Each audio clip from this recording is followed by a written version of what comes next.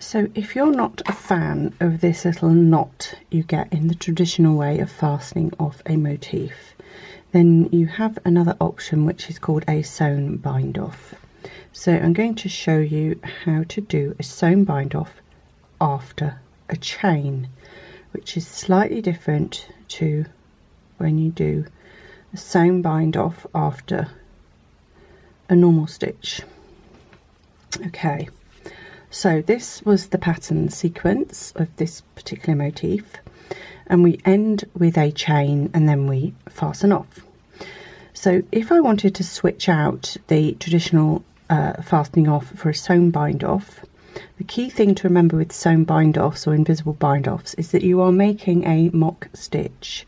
So usually with a normal stitch we compensate for that by skipping a stitch, but obviously here with when you're finishing with a chain, that just doesn't really work.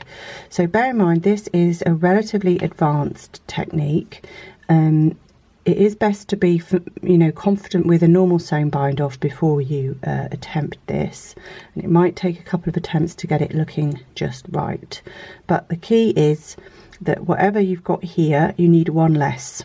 So I had a chain 3, so I need to take one chain out so that I have just got a chain 2, because I'm going to make the last chain as I make my sewn bind off. I'm going to cut the yarn, leaving a tail long enough for sewing in, and then I am going to pull this live loop out completely. So don't yarn over and pull through to fasten off. You don't want to mix up the two different bind offs, because it will not give a good result at all. So cut the yarn, and this does feel a bit scary, but you are literally going to pull the live loop out completely until the end pops out. So at this point you've got to be really careful not to pull that tight, because what you'll do is create a little knot. We don't want to create a knot, we want to leave the two chains there just as they are, so just be a little bit careful. Then you're going to get your needle and thread it, your tapestry needle or wool needle. I've got one that's slightly too small here. And then, again, being really careful not to pull it. If you pull this, you will tighten the second chain into a knot, and we do not want to do that. So you need to identify your first stitch, which in this case is the top of a chain 3. So I'm going through the top of that chain 3, treating it just like a normal crochet stitch. So front loop, back loop. Don't want to go around the whole thing because it won't work. It needs to go front loop, back loop of the chain, and the back ridge of the chain should be on the back of the needle, and then you're going to pull that through very gently.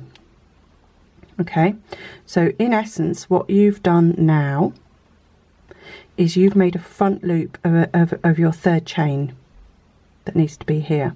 You've only made a front loop, you need to make the back loop.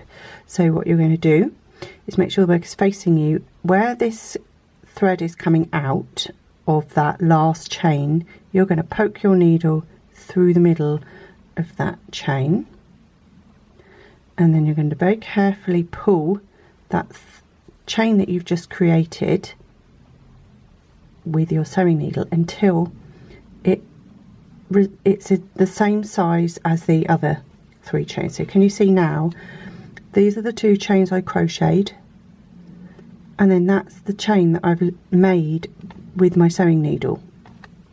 That is very unstable, and we need to lock this in so that it doesn't deform or stretch or pull or whatever. So very carefully travel along to the next back of the next set of stitches here, and there's multiple ways you can sew this in, but the main thing is just to keep an eye that you're not distorting that and making it look completely different. So I'm going to do a tiny back stitch there and then carry on. So the key with this to secure this is to make your sewn in thread go in 2 different directions, and in essence by doing a tiny back stitch you're doing that. And then again I might actually take this and just run it back down through the base of these stitches. So it really depends what your other stitches are. If you're doing this exact motif, then obviously you can just do exactly the same as I've done, and being careful not to distort the work by putting it too tightly. And then I can then trim that because I've gone multiple directions with that end. So there we have that fastening off. We've done a sewn bind off after a chain, and by doing this method you have eliminated the little lump so that it matches all the other corners there. So give that a try. As I said, you might need a couple of attempts. It's quite an advanced technique really to get right, because there's a risk of pulling the chains a little bit too tightly and deforming everything. But have a go. It's worth practicing, worth getting the hang of.